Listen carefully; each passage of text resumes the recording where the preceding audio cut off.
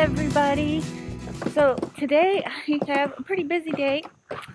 Oh, that was a big jump. Let's see what they're doing.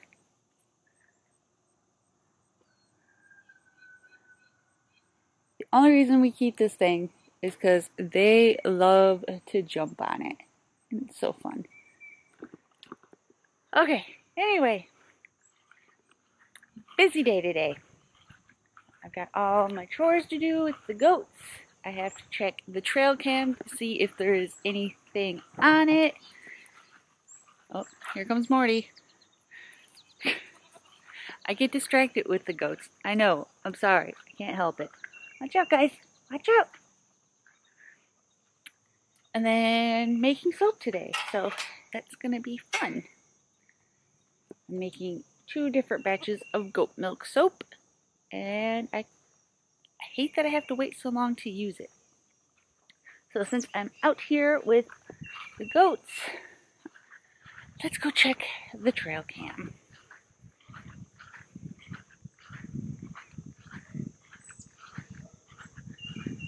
Emma was out here barking this morning, so we'll see. So I'm going to set this up, see what I can see, and I'll be back. So there is nothing on the trail cam, so that's kind of sad. I really want to know what's living out there. But maybe tonight, who knows? They become circus animals.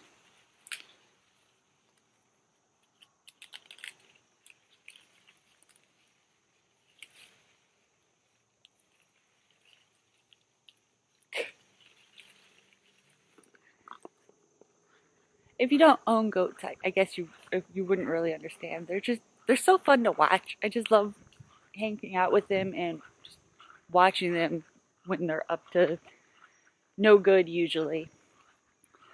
But I'm headed towards the house, so yep, that's what I thought. They gotta follow me. Boys are still over there. I'm sure they'll be coming in a second.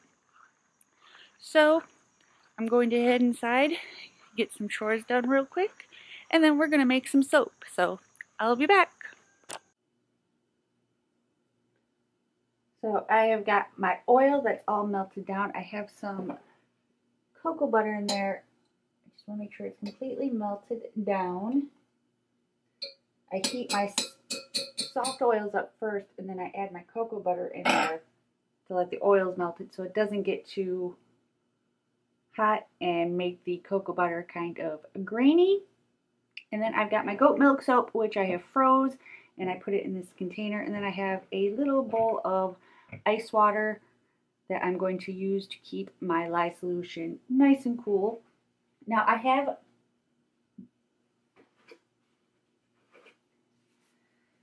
have weighed out all of my ingredients by weight, and I'm not going to give this particular recipe out, but if you want to calculate your own recipes, you can use a lye calculator, and I'll link one down below that I like to use. It's really simple to use from Brambleberry, and you just put your weights in and it calculates it all for you.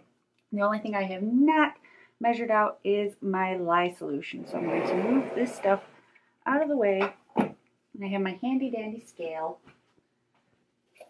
and I'm just going to use a cup, and it helps if I open up my lye.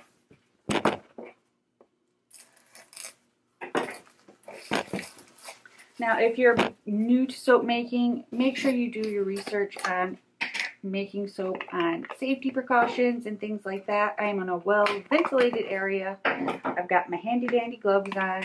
I don't have long sleeves on because it's just too hot for that, but if you're new, definitely use long sleeve shirt if you have one. And then I'm wearing eye protection, and again, I am in a very well-ventilated area. Alright, so I'm going to turn my scale on because it turns off on itself. And I know I'm probably going to need 2 cups for this, so I'm going to zero that out, and then I'm going to measure my lye.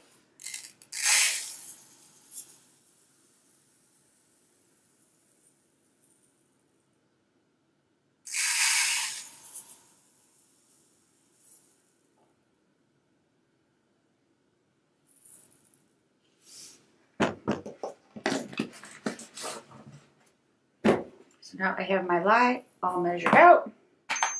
I'm going to move my scale. And I'm going to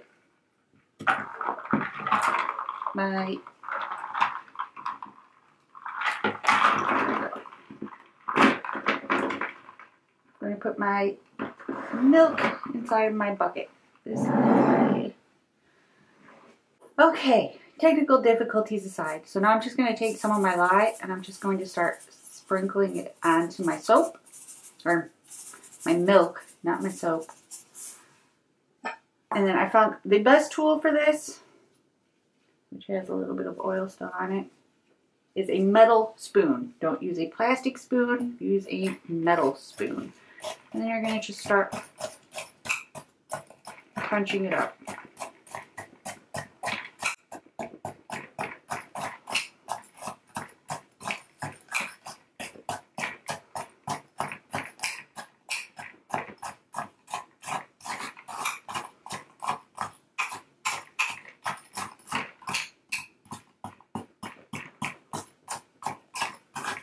You can see it kind of turns it into a slushy. Although it may be tempting to eat it, don't eat it.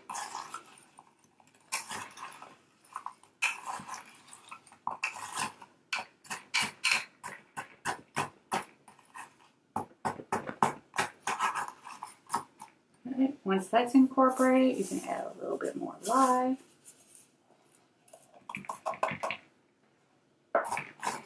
And start smooshing. Now the lye is heating up and it is going to melt your blocks of milk. And if you don't freeze your milk first, it wouldn't necessarily burn your milk, but it will turn it a very, very dark, yucky brown color, which is fine if you don't. I don't mind brown soap, but if I can make it look a little bit lighter and not so dark, I prefer it that way. And then half of this I'm going to actually be making a charcoal soap with. So if it turns out too dark, then it turns out too dark.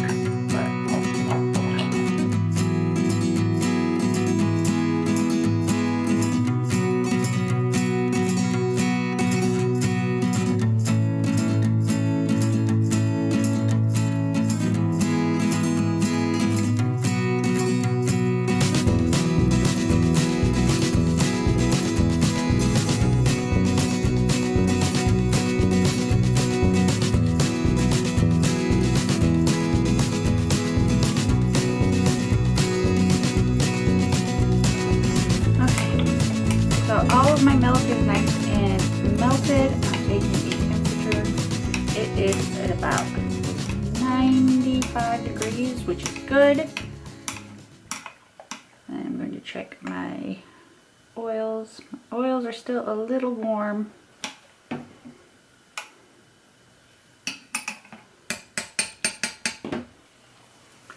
going to give those a stir real quick.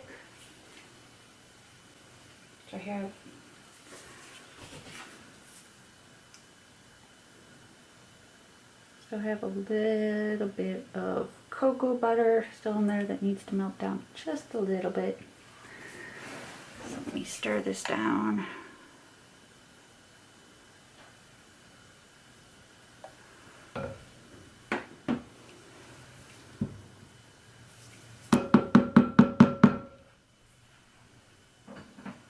Okay, so I'm going to set that aside. I'm going to clean up my work area real quick because I spilt water everywhere.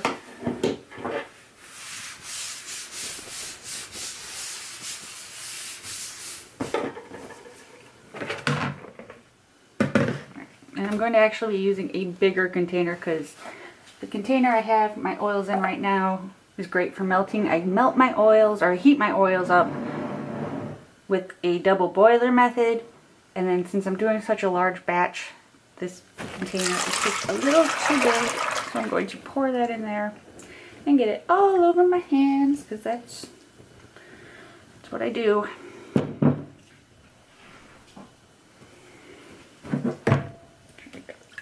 every bit out.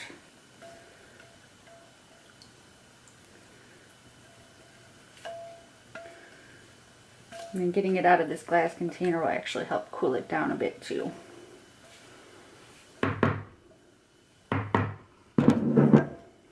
So we're at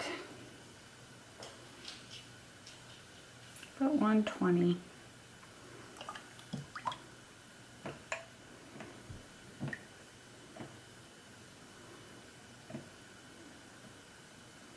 I don't want my oils to be hot and then just kind of counteract everything I did with my milk. So I want those to cool down to at least 80-90 degrees. So we're gonna let those cool down for a few minutes and then I'll be back.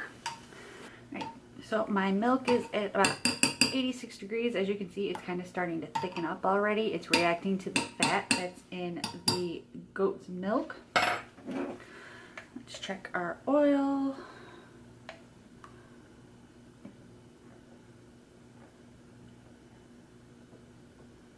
And our oil is at about 90 degrees. So we are good to go. So I am going to move this over. Move that over there so I don't spill it. Get my stick blender ready. And I'm just going to burp it, which when you put a stick blender in, air gets trapped in there. So you want to kind of just tap it and you'll see the air bubbles kind of pop out.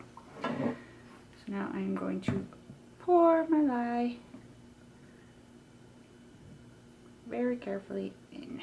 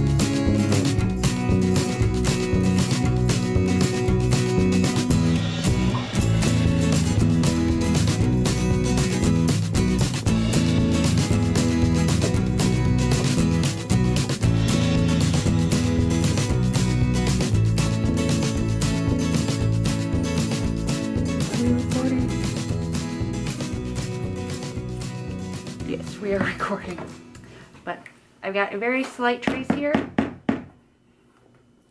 I'm going to move that out of the way. I'm going to split my batch. I'm just got stuff all over the place today.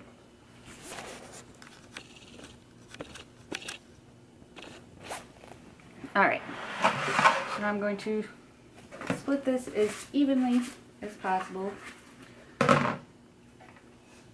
Can't guarantee that will happen, but we're going to try.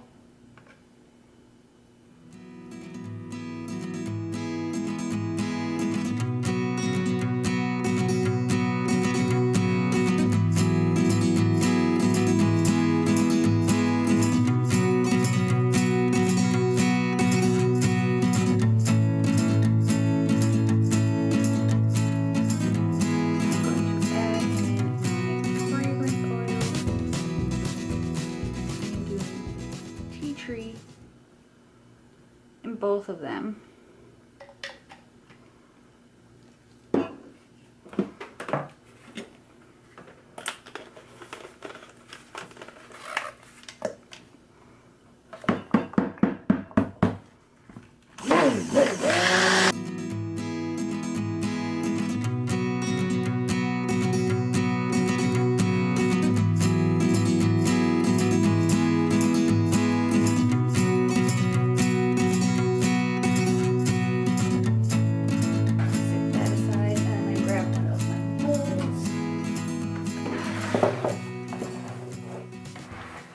I like these because they're silicone and they've got the wood base, so it keeps the form and you don't have to worry about trying to prop it. And I'm just gonna make a big old mess.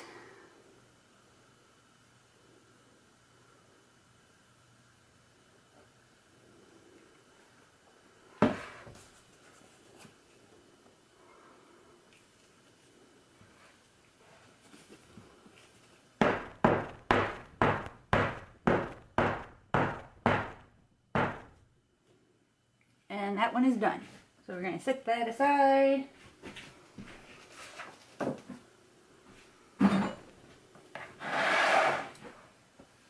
And I didn't do a very good job at splitting this, so back into the pool with you.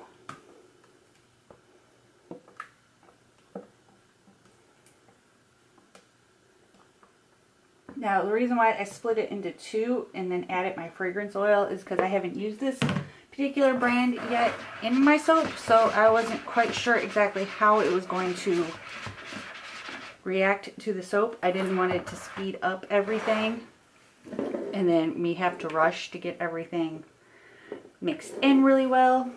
So that's why I did it this way. Of course, you can do it whatever way you want, but this is what works for me, especially when working with new oils. So now I'm going to attempt to open my activated charcoal. Now if you're using activated charcoal, make sure you're not in a windy area. If you have a fan on, turn it off, because this stuff will get everywhere.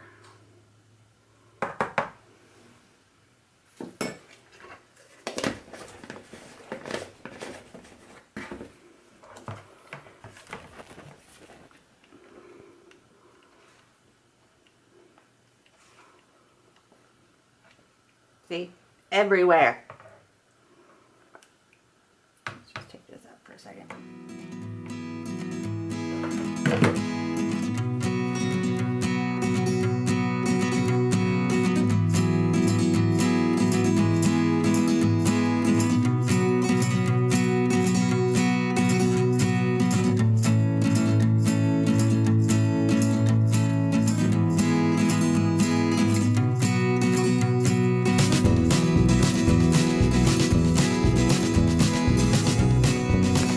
Like to finish off mixing with a spatula.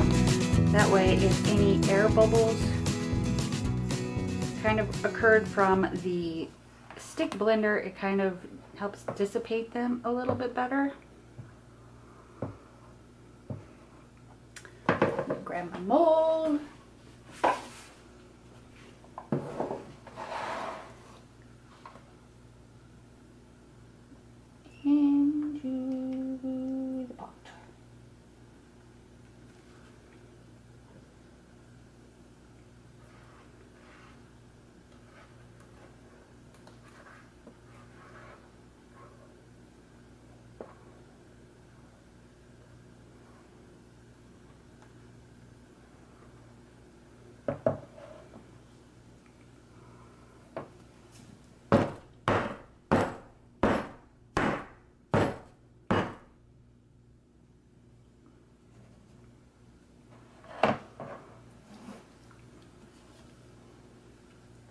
Telling you, every time I use charcoal in a soap, I always have issues. I don't know what it is. So we're going to set that off to the side as well. And then I've got a lot of batter left in my mold. So let me see what I have. Okay, camera went out on me again. I don't know what the deal is with it today. So I'm just going to use this mold. You can pick these up at most craft stores for soap. They're pretty cheap. They're perfect for making a big old mess, because that's what I do. And I'll usually like cut these in half for the kiddos, because God knows that they love to waste their soap.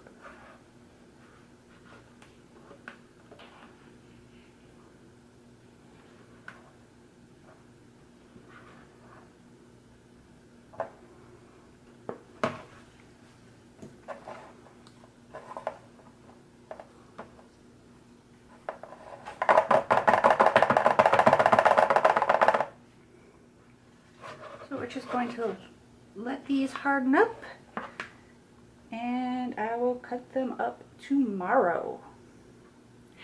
Good morning. So today is the day that I get to finally cut my soap. I'm so excited to see how it turns out. It is over here.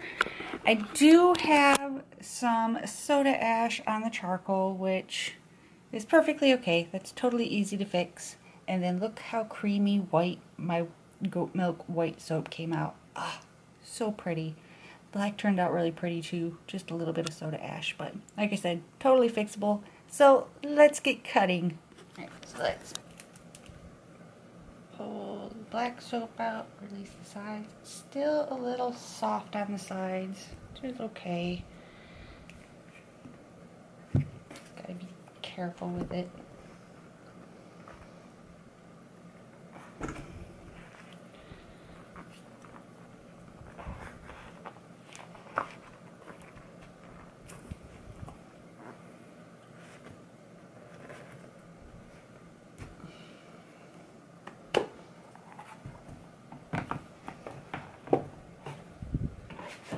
Side.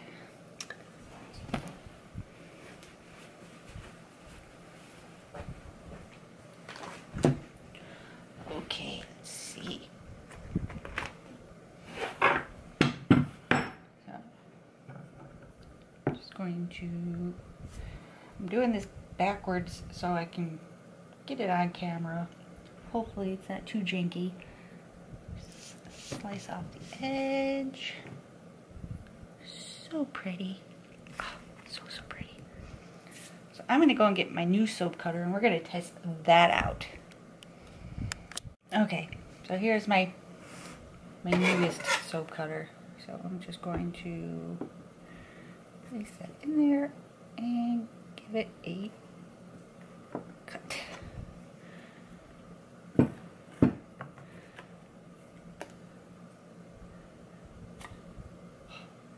So pretty. So I'm going to cut all of my charcoal soap up and then I'll bring you back to show you the other soap. Okay, here is my white creamy soap. I'm just going to trim the edges. I'm not using anything fancy here. I'm just using a cheese slicer. That's it. Nothing fancy. I like using the cheese slicer for the edges because I can just get a nice clean cut off the end. And then we put it in here. I got some charcoal on it. It'll be okay.